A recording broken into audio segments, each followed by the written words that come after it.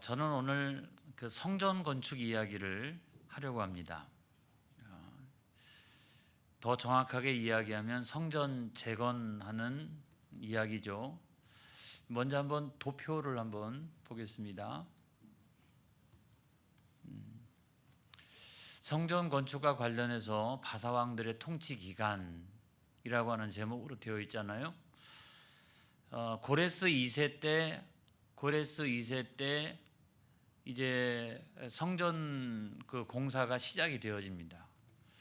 제가 저 부분을 조금 더 설명을 하면 바사왕 고레스 원년에 칙령을 내려가지고 그 바벨론 안에 있는 모든 끌려온 이방 민족들이 다 자기네 나라로 돌아갈 수 있도록 칙령을 내렸습니다. 그래서 이스라엘 백성들이 다 돌아와서 한 6개월 동안 이 성전 건축을 위한 준비를 하죠. 먼저는 뭘 했냐면 신앙적인 준비를 했어요. 그리고 두 번째로는 물질적인 준비를 했어요. 물질을 다 내어놓아 가지고 이 성전 건축을 시작을 했는데 저기 보면 BC 536년에 이 성전 건축을 시작을 합니다. 드디어 아주 역사적인 날이죠. 그렇죠? 역사적인 날이에요. 1차 포로로 잡혀갔을 때로부터 70년, 그리고 3차 포로로 잡혀갔을 때로부터 치면은 50년 만에 그들이 돌아와서 저 성전 건축을 시작을 하니까 그 감회와 감동이 얼마나 대단했겠어요. 그랬는데 그 밑에 부분에 보면 시작하자마자 16년 동안 BC 536년의 세상에 1년도 아니고 시작하자마자 중단이 되어져서 언제까지 중단이 되었느냐? 520년까지. 그래서 저거를 다 합쳐보면 16년 동안 중단이 되었어요. 그 사이에 두 명의 왕이 바뀌었습니다. 그리고 나중에 다리오 왕이 등극하고 난 다음 BC 520년 6월 24일 날 또 다시 발견된 고레스 왕의 칙령, 그거를 근거로 해서 공사가 재개가 되죠. 그 공사가 재개가 돼가지고 BC 516년에 성전 재건이 완료가 됩니다. 그럼 얼마나 걸린 거냐? 한 3년 6개월? 정확하게는. 그리고 넉넉하게 잡아가지고 한 4년, 한 3, 4년이면 완공될 성전이 무려 16년 동안이나 방해를 받아가지고 그것이 건축할 수가 없었던 거예요. 왜 그렇게 16년 동안이나 걸렸느냐 하는 건 다른 게 아니라 이 성전 건축을 방해하는 자들이 있었기 때문이죠. 제가 이런 설교를 할 때마다 대단히 이렇게 부담스러운 부분이 있어요. 여러분들이 우리 교회가 겪고 있는 어떤 부분과 그 연계하여서 생각하지 않기를 바랍니다. 그냥 하나님 말씀인 거예요.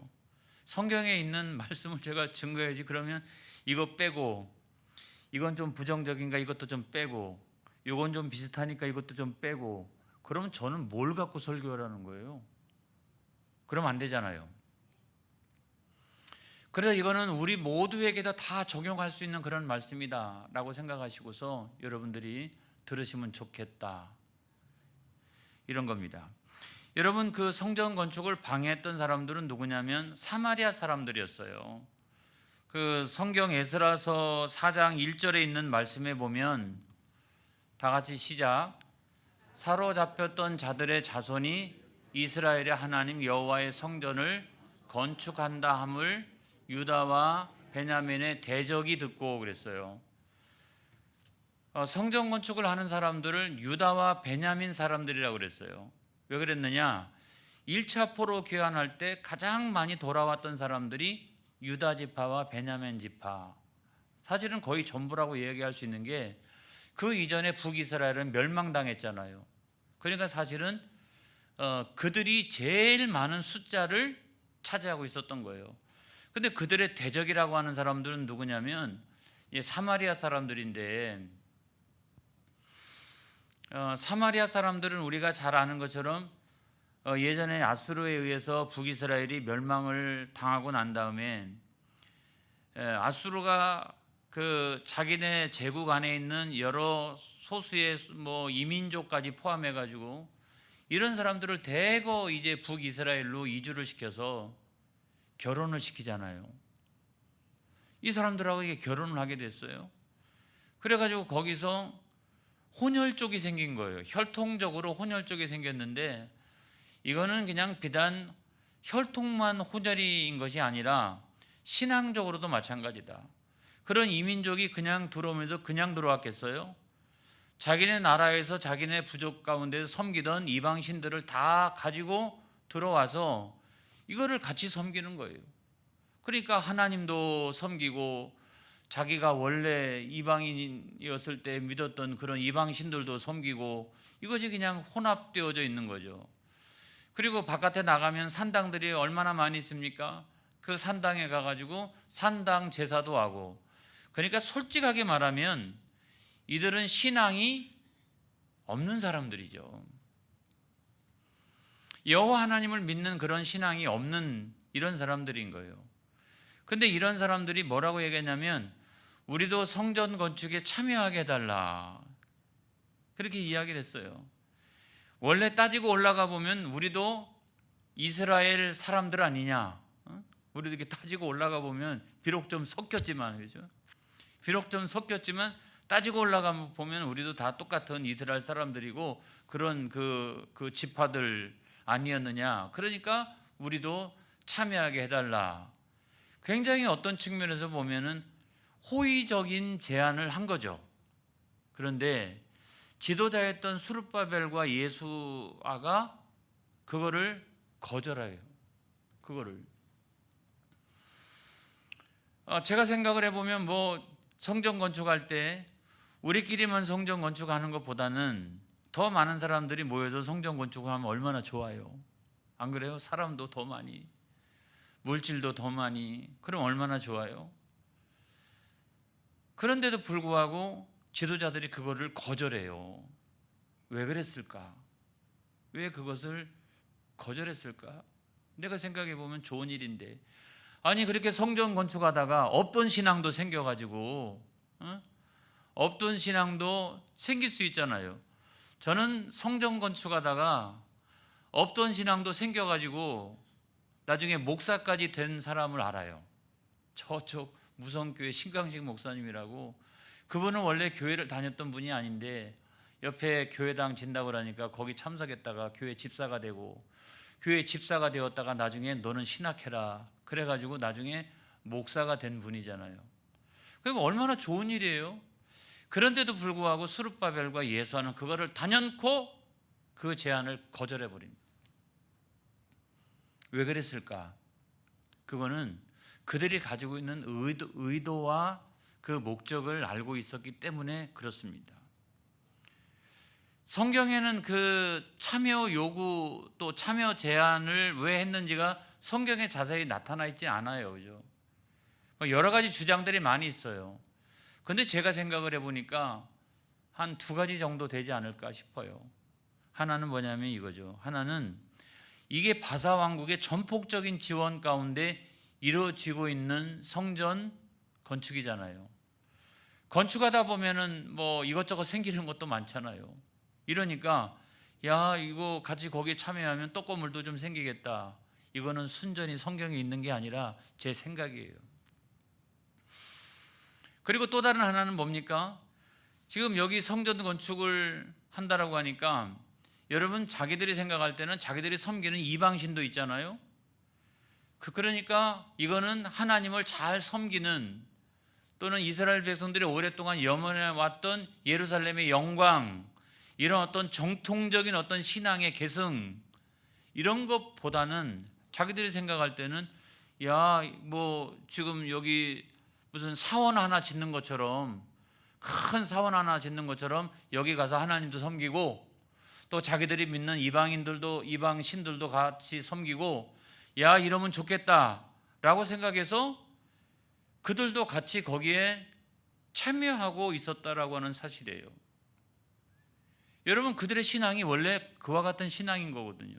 그런데 스룹바벨과 예수아는 그거를 명확하게 보고 이들이 참여했다가는 나중에 성전 건축이 진행되는 과정에서 굉장히 많은 어려움을 당하겠다.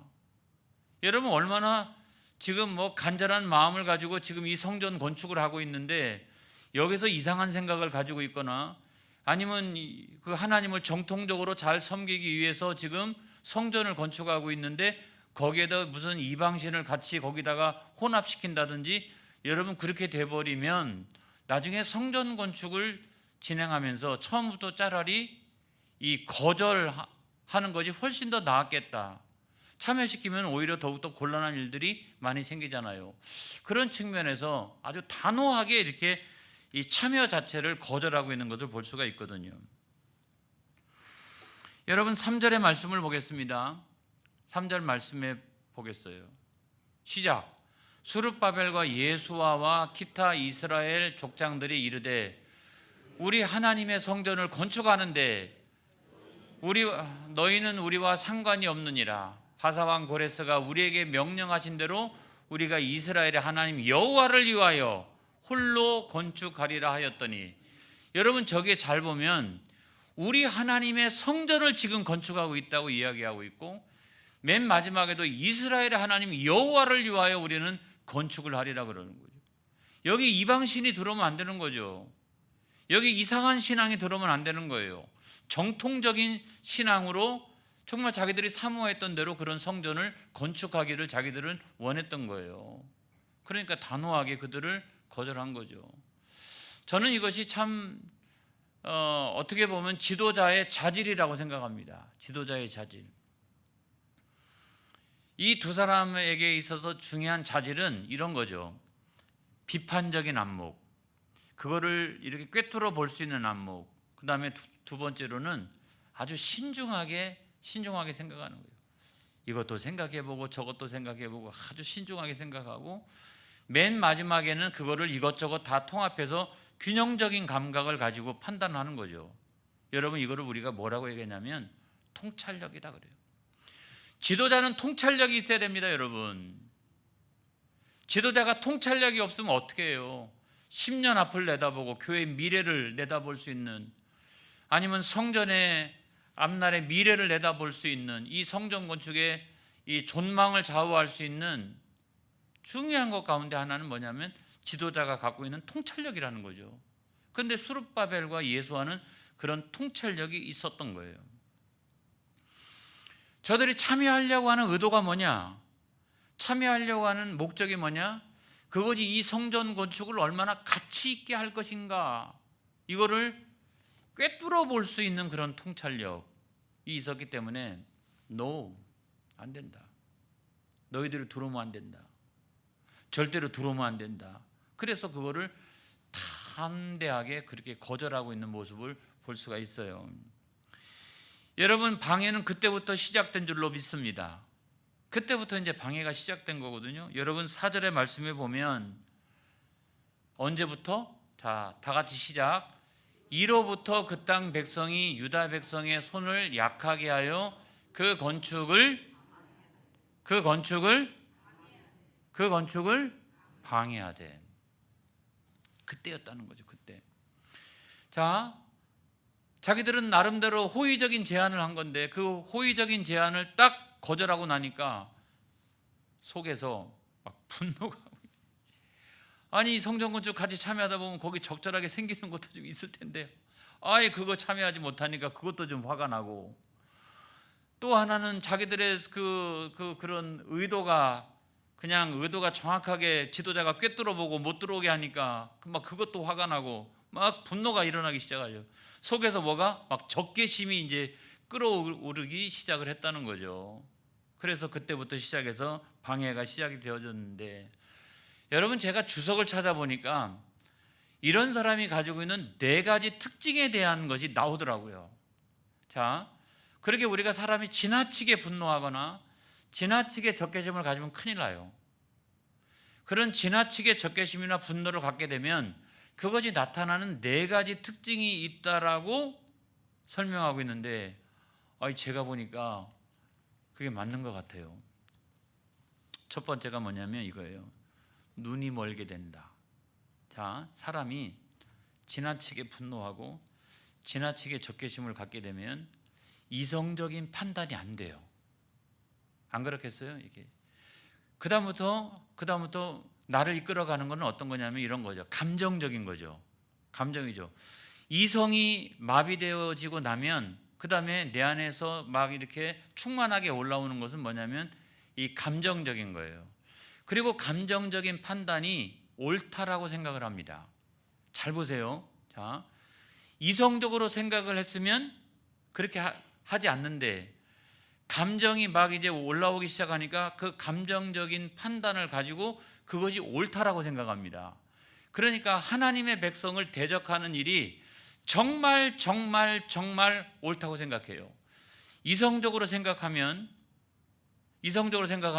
하나님의 백성을 대적하는 일이 얼마나 무서운 일인가라고 생각을 하는데 감정으로 충만해 버리게 되면 그다음부터는 이렇게 된다는 거죠.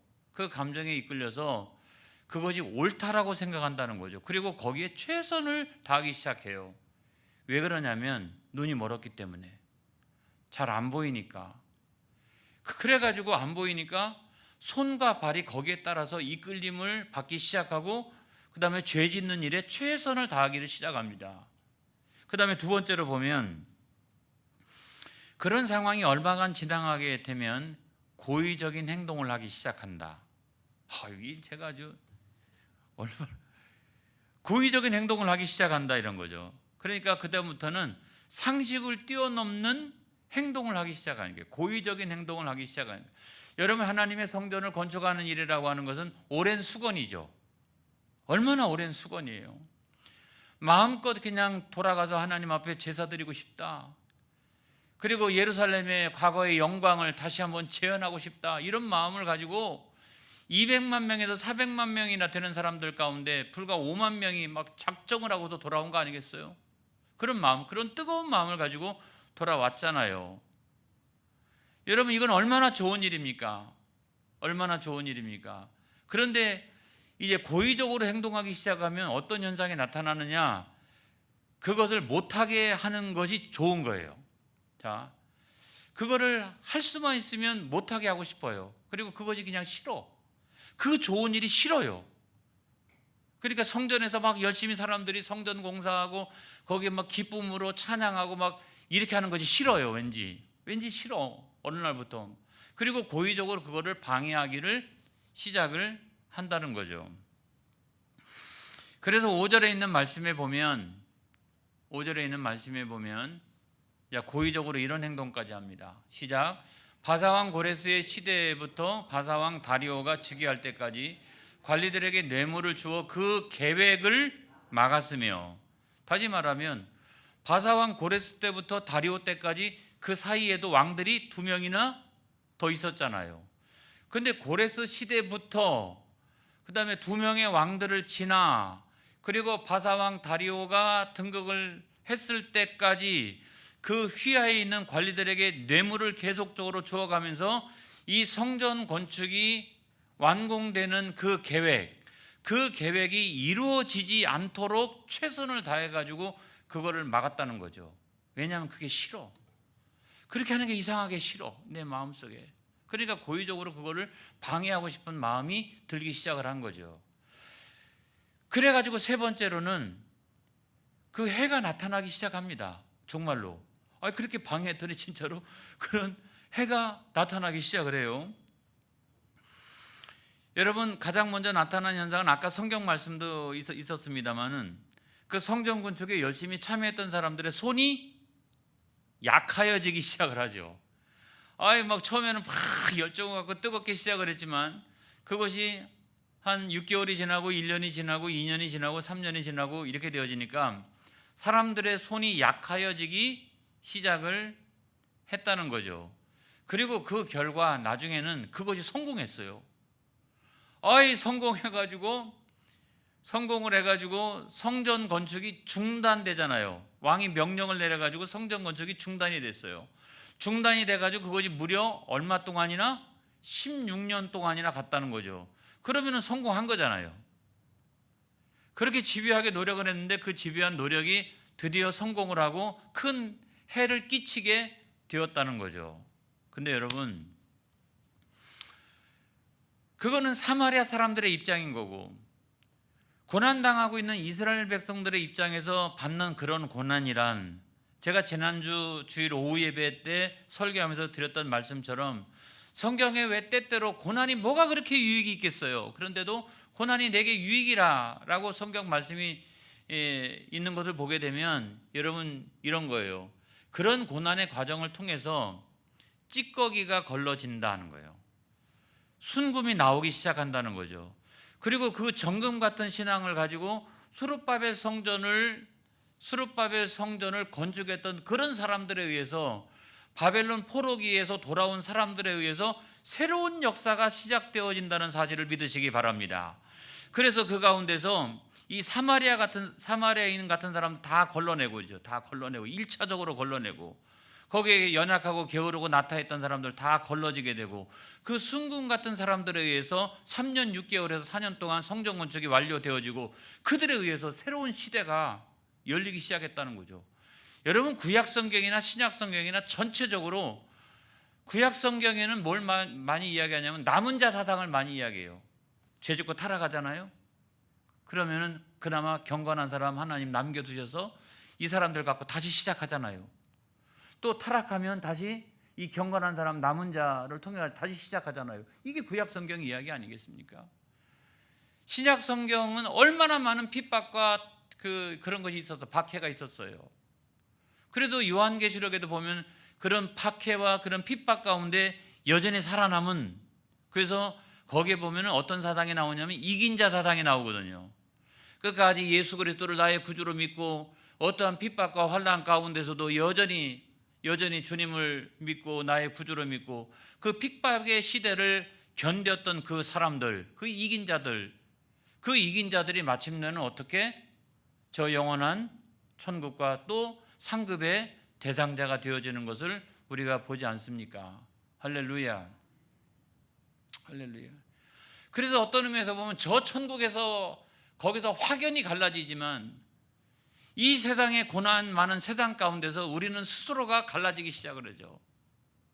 찌꺼기, 불순물 다 이러면서 온전한 신앙들이 거기서 드러나기 시작하고, 사랑하는 성도 여러분, 저는 이 고난의 시대에 우리 교회 모든 성도들이 정금 같은 신앙으로 나오기를 주의 이름으로 축복합니다.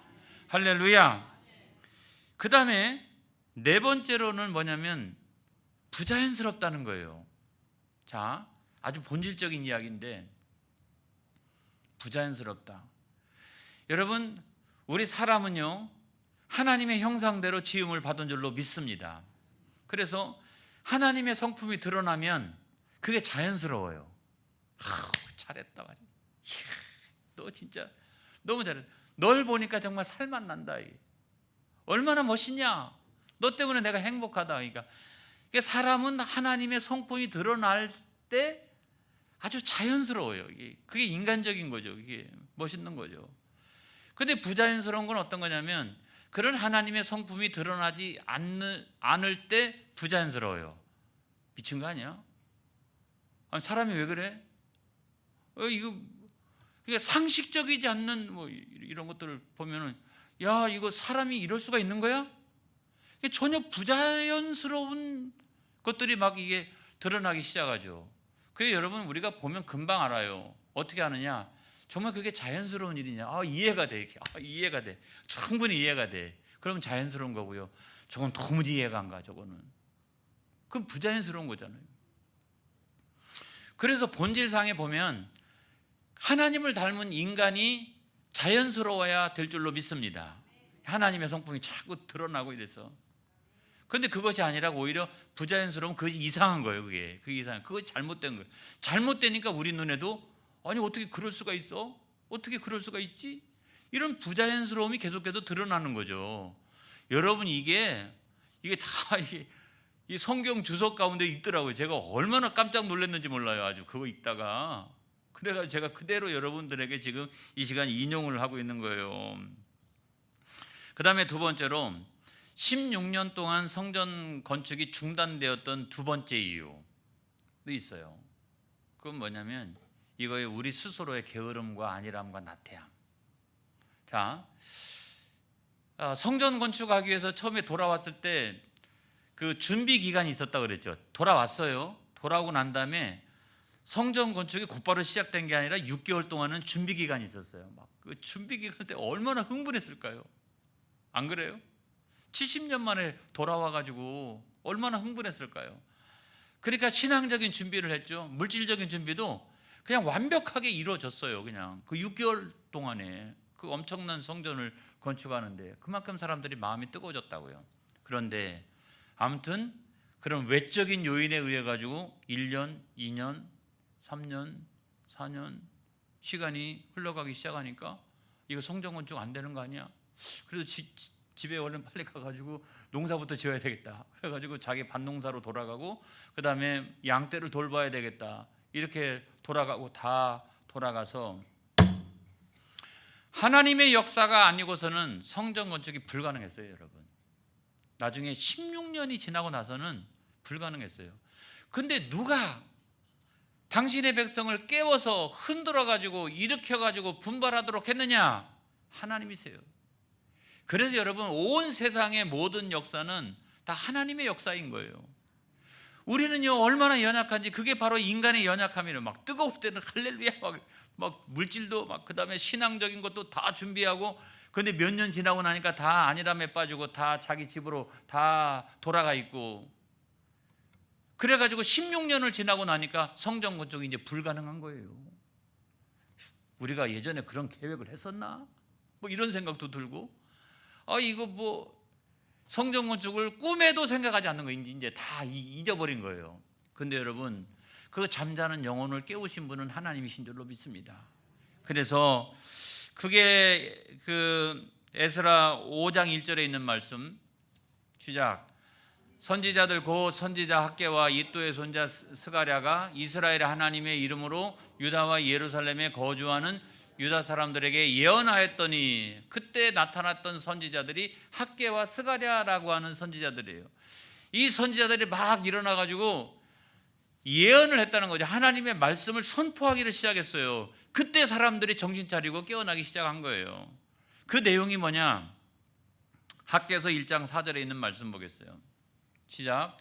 이 성전이 황폐하였거늘 너희가 이때 판벽한 집에 거주하는 것이 옳으냐? 그래서 그 하나님의 말씀을 듣고 막 정신이 바짝이 나가지고 그때부터 시작해서 다시 성전 재건을 하기가 시작을 한 거고 나중에 왕이 다시 명령 내려서 성전 뭐 건축해도 된다.